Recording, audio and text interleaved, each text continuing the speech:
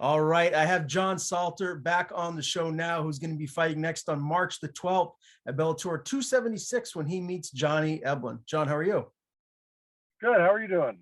I'm good. It's nice to talk to you again, and I can't wait for you to step back into the cage. I'm sure you're ready to get back on the winning track here. Tell me, how has training been thus far at Gym O and Salty Dog Jiu-Jitsu? It's been great. I think probably one of the best camps I've had. You know, the over the past, I guess, 4 or 5 fights, there's been that stress of I got to get to that title shot. I got to get to the title shot. I got there. I came up short, but I took a lot of that stress is removed, and now it's just kind of back to training for the enjoyment and to get better. What did you take away from that loss? I know, as you just said, you've been waiting to get to that shot for the belt, and you fought against one of the best in the world. What are you taking from that to make yourself better moving forward?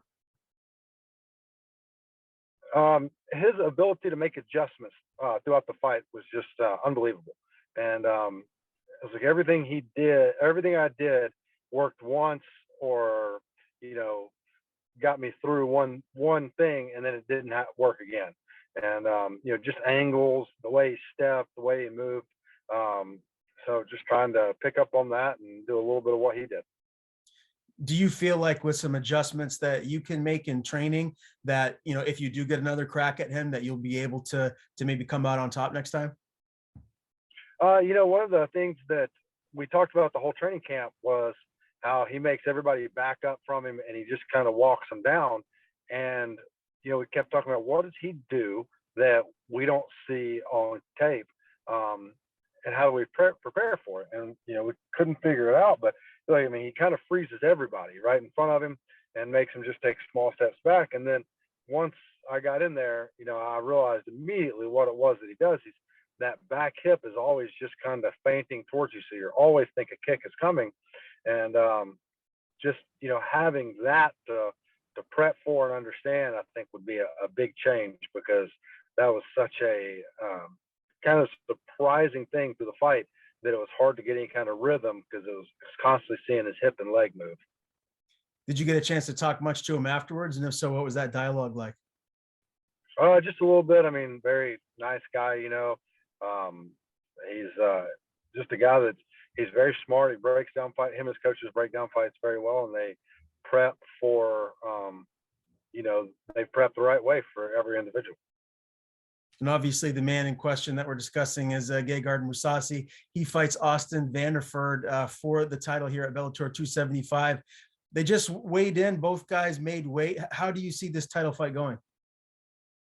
I think it's going to be one of those things. I think Vanderford will probably come out hard early. He's such a strong, explosive guy, and I think Gegard will make adjustments to the fight and kind of take over as the rounds go on. Do you see it being a finish, or do you think it could go the distance? I really don't know enough about.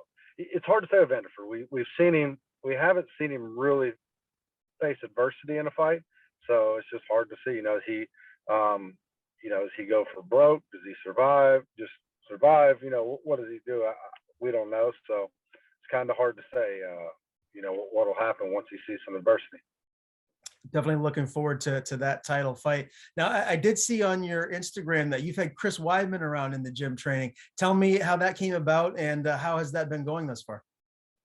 Well, Chris has lived down here for a while now, and so he was gonna be a big part of my camp for Mousasi, and obviously he had that terrible injury right pretty much before I started my camp, but he's back 100%. He's been, gosh, it's insane how long he's been sparring and going hard.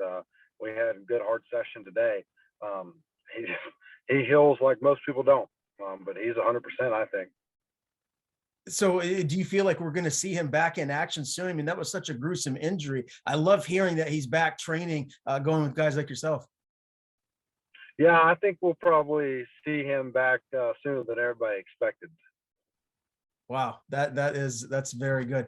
Phenomenal to have Chris Weidman in your camp, getting that work in with. Another guy that is pretty well known to the MMA world is Joe Salecki. I know that he just beat Donald Cerrone in a grappling match, so that's a very nice feather in that young man's cap right there.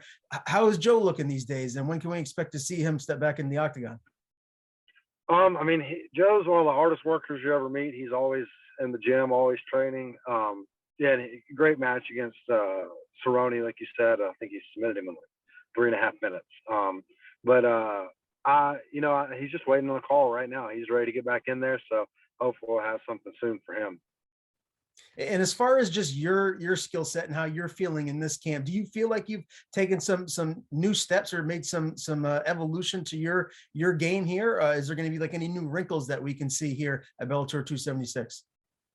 Yeah, I hope so. I'm always trying to, nothing's ever just to get by in training. Everything's trying to get better all the time and add new things. So hopefully, I'll look like a better version of what I've looked like before, All right. And again, Bellator 276 is March 12th. It's going to be in St. Louis, Missouri. What left do you have to do before you actually take off and go there for all the media you have to do and then the big fight night?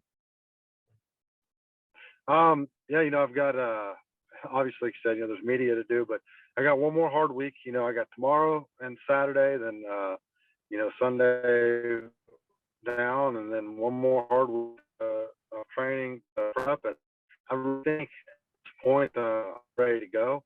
So next week's just going to be a week to make sure I'm in shape and as sharp as I can be. Who will you have in your corner at Bellator 276? The same group I always have. Jeff Jimmo, he's my head coach. Then I've got Corey Crumpler, who is my main training partner for a long time, and Chris Barnheiser, who is a buddy of mine, wrestler for Indiana. We trained together for a long time, and he doesn't fight anymore, but just a great guy to have in the corner that has good eyes and sees a lot. And this is a really exciting matchup with Eblen. You're number 2 in the division. He's undefeated at 10-0, and he's right behind you at number 3. He's got a couple of recent wins over Travis Davis and Colin Huckbody. How do you like this matchup? What are you expecting from Johnny? And, what kind of a fight do you think this is going to be? He's the guy that comes out and just goes after you, which, he keeps it exciting. He's another guy that's really hard to tell because he's looked really good every time he's fought, but he hasn't really fought anybody that can stop him from just kind of bullying them around the ring. He's been overbearing for everybody that he's fought, and I think that's just because he hasn't fought anybody with a level of wrestling and striking to kind of slow him down. So it'll be interesting to see what it's like once meeting somebody that is in the top of the division like him. I think it's going to be a good fight because he doesn't. He doesn't sit back and wait on something to happen. He comes out, goes after you.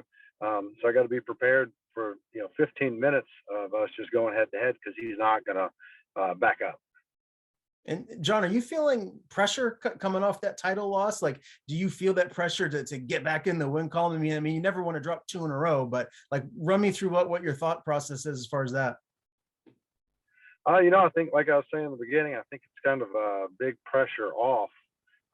That right now we're not talking about title runs, title shots, anything like that. It's kind of it's nice to know, this is a win that will get me back into the title contention and talk, but, it's kind of a step back from, everything's got to be a finish. Everything's got to be this. Everything's got to go the perfect way to hopefully get that title shot next. How do you see this ultimately playing out? What's your prediction for this one? I'd love to say him to go up there and put him away early, but I think this is going to be one where I guess I say this every time, especially now at this level, everybody's so good that he's going to fight down to the last second of the fight, so I've got to be prepared to do that. And I think, while I think I see this being a long fight, I think it's going to be a very fast-paced, action-packed fight. I don't think there's going to be a whole lot of boring moments in this. I think we're going to be in each other's face the whole time. Can't wait for this one. Are you trying to stay as active as possible in 2022? Like, you're going to be fighting again come summertime as long as you're healthy? Yeah, I mean, as long as I'm healthy, I'm ready to go again. You know, that'll be something that we've got to sit down and talk about with Bellator, but I'd love to, you know, be back in there sooner rather than later for sure. So last question, just to follow up on that, what is your current contractual situation with Bellator? Is this the last fight on your deal, or do you have any more after this? Oh no, I've got a few more after this. Okay, perfect. I know the fans always love watching you compete. Again, John Salter meets Johnny Eblen, March 12th, Bellator 276. John, always great talking to you. Before I let you go, tell people where to follow you on social media. And if you have anyone to thank, the floor is yours. I appreciate it. Thank you. Yeah, I mean, obviously, everybody at Salty Dog Jiu-Jitsu and Jim O, you know, they've done so much for me. You know, and my wife dealing with everything we go through, training all the time and everything. But John Salter on Instagram and YouTube, you can find me there. And you know, I thank my sponsors, Richland Building Company and Felix and Oak Grove Technology.